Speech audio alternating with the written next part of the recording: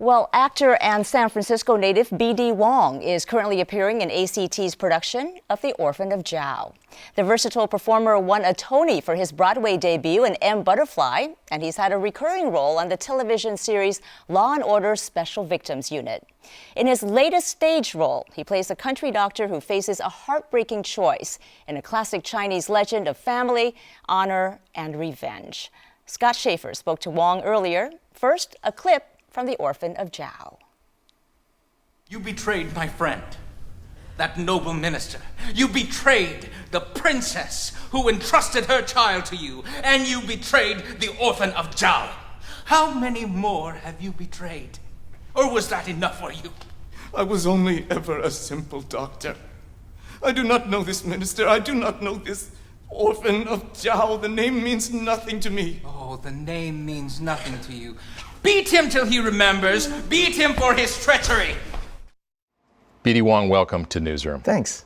Well, Orphan of Zhao premiered this week at the Geary Theater in San Francisco, sold-out crowd.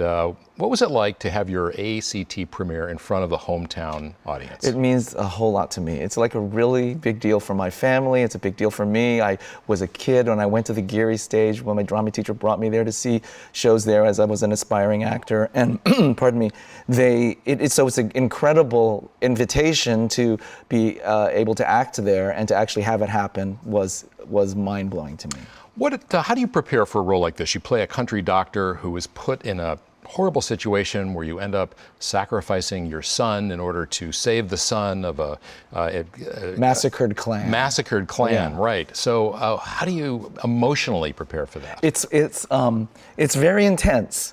You know, there's not a lot of laughs happening right prior to any entrance that I make in the play. I'm really big on cutting up backstage and having a lot of fun, and you have to be really careful when and where you do that. And there's a fair amount of focus and concentration that you kind of zone into. I like to sit on the deck of the stage and not go back to the dressing room, and kind of concentrate on the play and get into the world of the play before my character enters the play. And that's a big part of it, sitting in the dark and kind of just not thinking about anything else. Yeah. You, in real life, are a father. You have a son who's about 14 years old. Yes. And also, tragically, when he and his brother were born prematurely, one of them didn't make it. How does that figure in to this particular role where you are playing a father whose son is killed?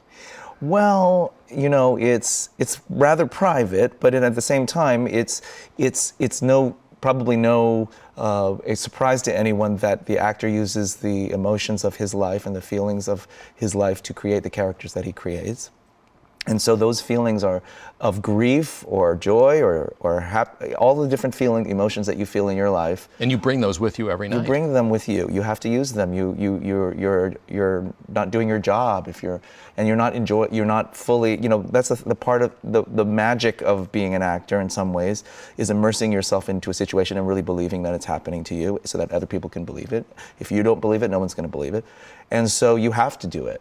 And how you do it or to what depth you plumb, I can't really say, but I have to confess that it's all part of the vocabulary of this particular character, my own emotional life. Yeah, your emotional vocabulary, in a sense. You are part of a virtually all Asian cast, yes. Which is unusual. And I was thinking as I left the theater on Wednesday night that how different that was from, say, 1991, Miss Saigon. That's right. You know, how different is it now for Asian actors and actresses? Well, it's definitely different than it was when I was. And I should just say, you know, the controversy was that a Caucasian was cast in the role of an Asian character. Yeah, in a leading role that was coming over from London, and it was a big hue and cry from the Asian American community, particularly from the Asian American actors, because the opportunities for Asian American actors are so compromised, and our stature in the industry is rather compromised, and so we're constantly fighting as a community to make up for that. And this was an opportunity that we took to protest this particular casting decision.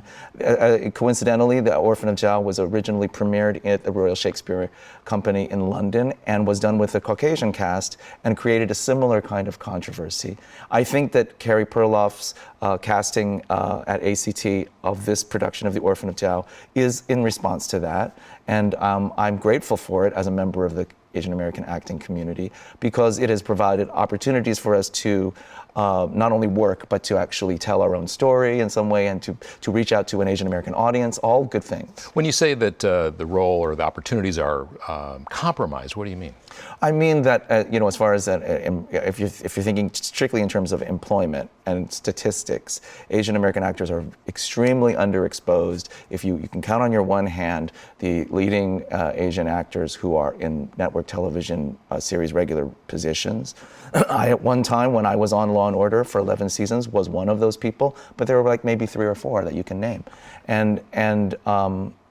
That's not reflective of the diverse society that we live in.